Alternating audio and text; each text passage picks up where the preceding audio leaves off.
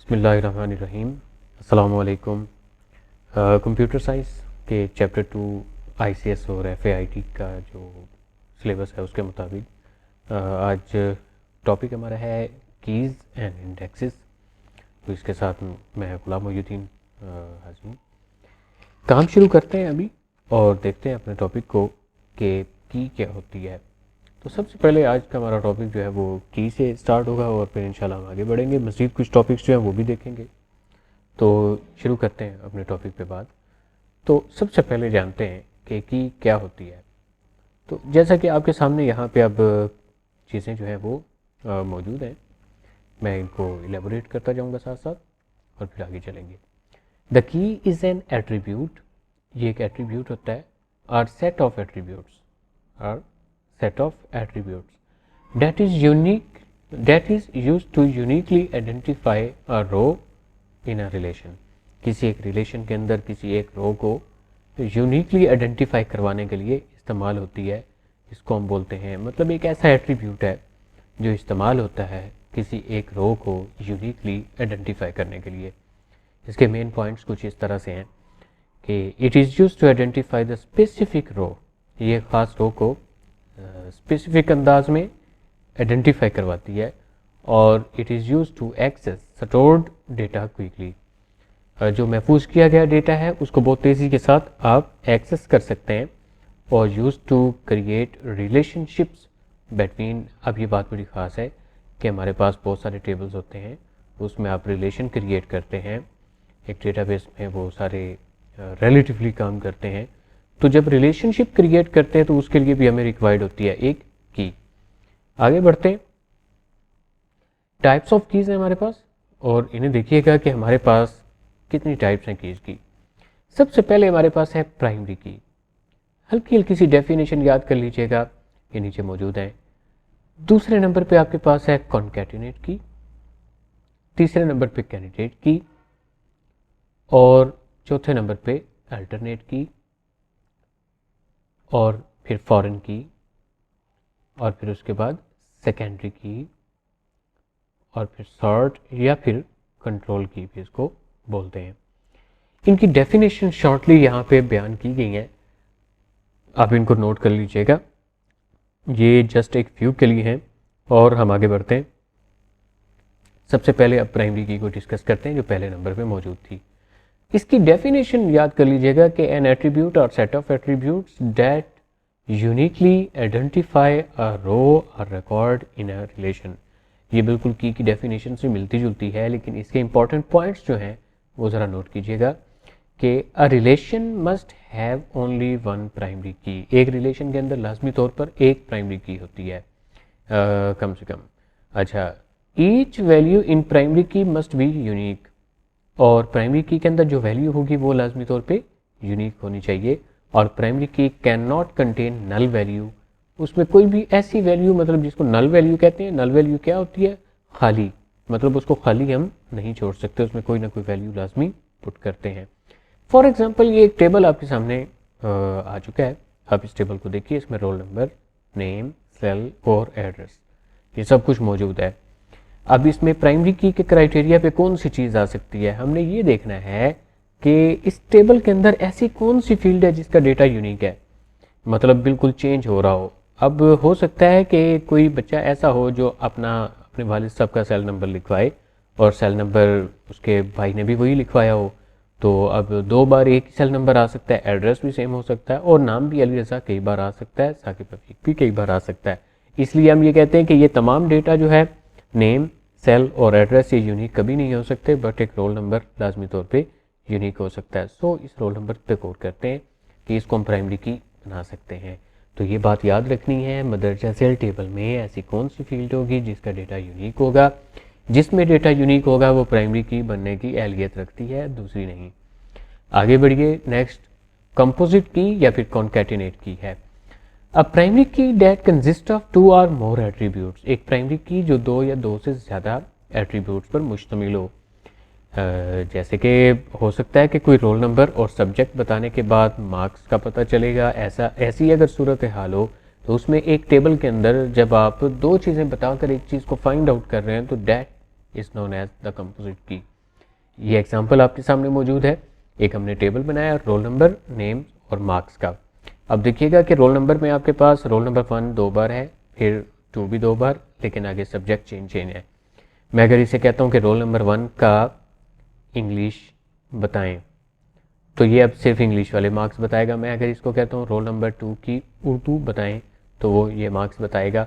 सो इस तरह करके जो काम होगा, ये दो कीज़ यहाँ पर इस्तेमाल हो रही हैं। एक ऐसी प्राइमरी की जो दो एट्रीब्यूट्स पर मुश्तमिल हो। अब ये दो एट्रीब्यूट्स हमने मिक्स किए हैं, तो that is known as the composite या फिर कॉन्कैटिनेट की, ये इकट्ठा करना मुराद होता है इससे। और ये उर्दू में भी इसकी डेफिनेशन आपके सामने है, आप ज़रा इसको नोट कर लीजिएगा। नेक्स्ट अब देखेंगे कैंडिडेट की। कैंडिडेट नुमाइंदे को बोलते हैं, उर्दू में नुमाइंदा जो होता है उसको इंग्लिश में कैंडिडेट बोलते हैं। An attribute or set of attributes that can be used as primary key, वो एट्रीब्यूट या सेट ऑफ एट्रीब्यूट्स जो प्राइमरी की के तौर पर इस्तेमाल हो सकता हो, मतलब इस्तेमाल किया नहीं मगर हो सकता हो, तो वो हम उसको कहते हैं कैंडिडेट की। अब देखिएगा ऐसे एट्रीब्यूट्स जिनको प्राइमरी की के तौर पर इस्तेमाल कर सकते हैं, so it is known as the candidate key. अब इसकी ज़रा डिटेल देख लेते हैं कि एक रिलेशन में हो सकता है कि काफ़ी सारे एट्रीब्यूट्स हों जो कि प्राइमरी की के तौर पर इस्तेमाल हो सकते हों। मिसाल के तौर पर अगर एक टेबल में रोल नंबर और रजिस्ट्रेशन नंबर दोनों मौजूद हैं, तो रोल नंबर के ज़रिए भी और रजिस्ट्रेशन नंबर के ज़रिए हम सेम स्टूडेंट को तलाश कर सकते हैं, तो ये कैंडिडेट कीज़ कहलाएंगी। आगे बढ़ते हैं। नेक्स्ट हमारे पास अल्टरनेट कीज़ हैं। अल्टरनेट कीज़ कोई भी कैंडिडेट कीज़ जिनको हमने प्राइमरी की के तौर पर सिलेक्ट ना किया हो, अल्टरनेट कीज़ कहलाती हैं। ऐसी कैंडिडेट कीज़ जिनको प्राइमरी की ना बनाया गया हो, उन्हें क्या कहते हैं? मिसाल के तौर पर अब ये टेबल देखिएगा, यहाँ पे हमारे पास रोल नंबर जो है वो प्राइमरी की है, लेकिन registration number is not a primary की। सो हम कभी अगर कोई डेटा तलाश करना चाहते हैं, रजिस्ट्रेशन नंबर का इस्तेमाल करते हैं, तो ये क्या होगा? हमने एक अल्टरनेट की इस्तेमाल की है, मुतबादल वैसे इसको उर्दू में बोलते हैं। आगे बढ़ते हैं। फॉरेन की। फॉरेन की क्या चीज़ है? अब यहाँ पे दो टेबल्स का रिलेशन जो होगा उसकी बात होगी। An attribute or set of attributes in a relation. ये ज़रूर नोट करने वाली बात है कि in a relation whose value match a primary key in N other relation. किसी दूसरे में जब उसकी वैल्यू मैच कर रही हो। दोबारा बढ़ते हैं इसको। N attribute or set of attributes in a relation. एक रिलेशन के अंदर एक एट्रीब्यूट या एक से ज़्यादा एट्रीब्यूट्स जिनकी वैल्यू किसी दूसरे रिलेशन के यानी किसी दूसरे टेबल के प्राइमरी की के साथ मैच करती हो, उसको बोलते हैं फॉरेन की। अब ये कैसे है? एक ऐसा एट्रीब्यूट जिसकी वैल्यू किसी दूसरे टेबल की प्राइमरी की के साथ मैच करती हो। अब देखिएगा कि ये एक टेबल हमने यहाँ पे ड्रॉ किया है। इस टेबल पे देखें आपके पास रोल नंबर 1, 2, 3 और कुछ लोगों का डेटा, उनके एड्रेस वगैरह मौजूद हैं और इसकी प्राइमरी की रोल नंबर है। एक दूसरा टेबल हमारे पास है, इसमें रोल नंबर्स हैं, सब्जेक्ट हैं और मार्क्स हैं, और इसकी हमारी कंपोजिट की यहाँ पे मौजूद है, इसमें रोल नंबर और सब्जेक्ट शामिल हैं। सो हम क्या करते हैं, ये बात याद रखनी है कि इसमें हमेशा कम से कम दो टेबल्स पर बात होगी, एक टेबल अकेला इसमें नहीं होगा। सो हमने ये दो टेबल्स का एक रिलेशन क्रिएट किया। ये रिलेशन की लाइन मैंने ड्रॉ कर दी है, आप ये देख सकते हैं। तो ये लाइन जो है एक प्राइमरी की से दूसरी प्राइमरी की तक है, और इसकी वजह से अब ये वाला जो दूसरा टेबल है इसकी प्राइमरी की को फॉरेन की बोला जाएगा कि इसकी वैल्यू जो है वो इसकी प्राइमरी की के साथ मैच करेगी और इसके अंदर चलेगी। सो अब यहाँ पे एक टाइटल देना ज़रूरी है कि आप ये देखिएगा कि ये पेरेंट टेबल होगा और ये चाइल्ड टेबल होगा। ये साइड पे मैंने लिख दिया चाइल्ड टेबल। सो आगे बढ़ते हैं। Secondary key. An attribute or combination of attributes that is used to access or find the records. कोई रिकॉर्ड्स फाइंड करने के लिए जो कि इस्तेमाल की जाए, रिकॉर्ड्स को एक्सेस करने के लिए या फाइंड करने के लिए जो कि इस्तेमाल हो, that is known as the secondary key. अच्छा, हम आगे बढ़ते हैं इसमें और देखते हैं इसकी उर्दू में डेफिनेशन। एक ऐसा एट्रीब्यूट या एट्रीब्यूट्स का ग्रुप जो सिर्फ डेटा तक रसाई हासिल करने के लिए इस्तेमाल किया जाए। बस इतनी सारी बात है। मिसाल के तौर पर स्टूडेंट्स के रिलेशन में सिटी का एट्रीब्यूट इस्तेमाल हो तो उससे किसी एक शहर के स्टूडेंट्स को शो किया जा सकता है, देखा जा सकता है कि फलां शहर से कितने स्टूडेंट्स यहाँ पर मौजूद हैं। आगे बढ़ते हैं। नेक्स्ट हमारे पास sort and control key. Sort या फिर कंट्रोल की एक ही बात है। An attribute or set of attributes that is use to physically sequence the record, records को मखसूस तरतीब देने के लिए इस्तेमाल होने वाला जो एट्रीब्यूट है वो बेसिकली सॉर्ट की कहलाएगी। और ये इसकी उर्दू में डेफिनेशन आप ज़रा देख लीजिएगा, जो डेटा महफूज किया गया है उसको तरतीब जैसे कि A to Z करना है या Z to A, कोई भी सीक्वेंस आप देना चाहते हैं उसमें डालने के लिए आप इस की का इस्तेमाल कर सकते हैं।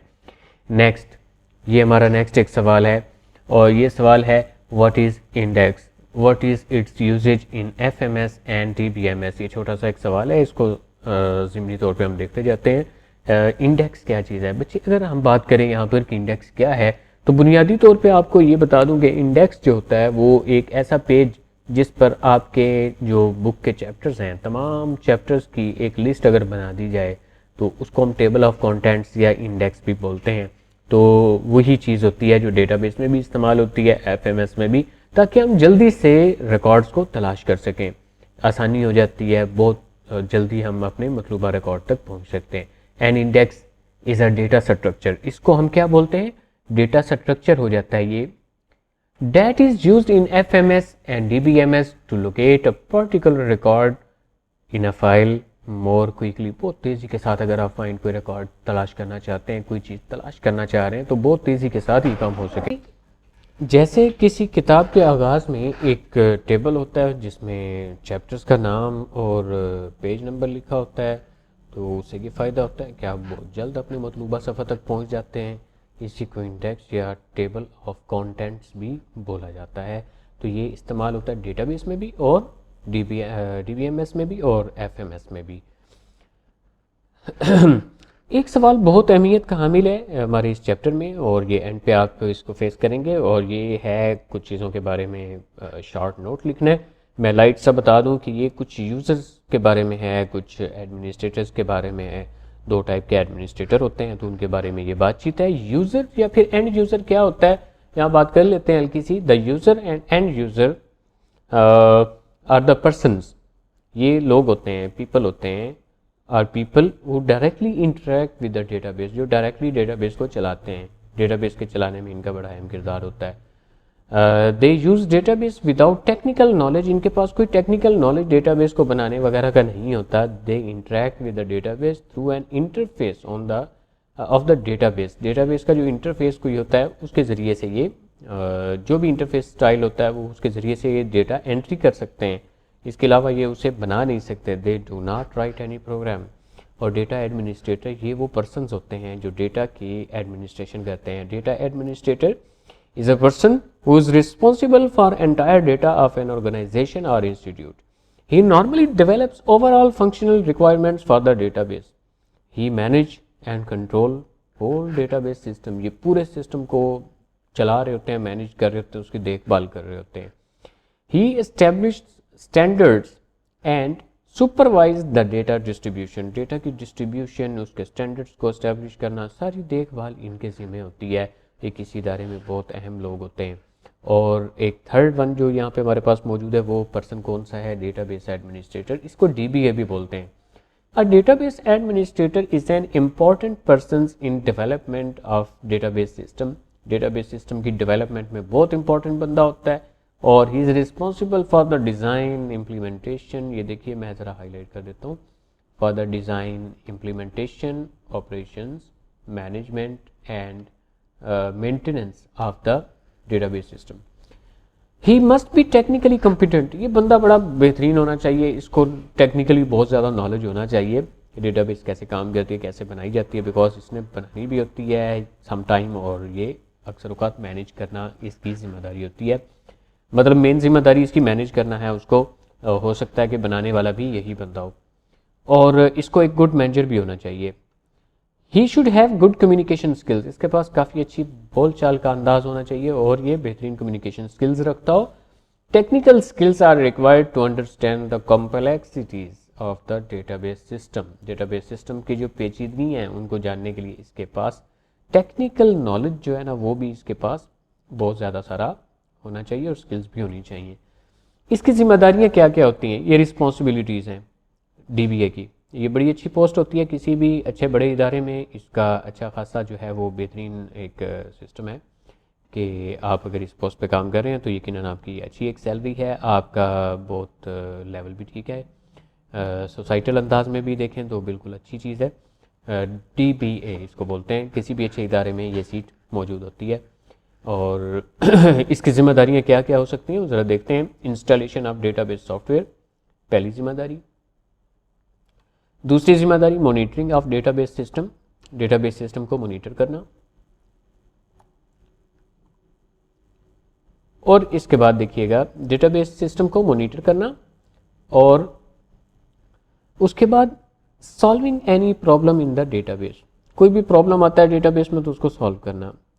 Assigning permissions to the user as per level, किस यूज़र को कौन सी परमिशन देनी है, किस डेटा तक रसाई देनी है, किस डेटा तक रसाई नहीं देनी, कौन सा यूज़र सिर्फ डेटा को देख सकता है, काम नहीं कर सकता उस पर वगैरह वगैरह, मतलब एडिट वगैरह नहीं कर सकता लेकिन सिर्फ देख सकता है, और कौन सा यूज़र तमाम अथॉरिटीज़ के साथ काम कर सकता है। ये सब कुछ असाइन करना भी इसी की जिम्मेदारियाँ हैं। रेगुलर टास्क वगैरह जो भी डेली के कोई काम शाम है उनको देखना और बैकअप वगैरह, और अगर खुदा न खास्ता सिस्टम क्रैश हो जाता है तो इस सूरत में जो है सिस्टम को रिस्टोर करवाना भी इसी की जिम्मेदारियों में शामिल है। आगे चलते हैं, हमारे पास ये कुछ सवालात हैं। सवालात को लिख लीजिएगा अपने पास, लिख के अपने पास ज़रूर रखें, इनकी प्रैक्टिस करें ताकि आपकी प्रैक्टिस बहुत अच्छी रहे। और इंशाल्लाह नेक्स्ट टॉपिक के साथ फिर मुलाकात होती है, तब तक के लिए अपना ख्याल रखिएगा। अल्लाह हाफिज़।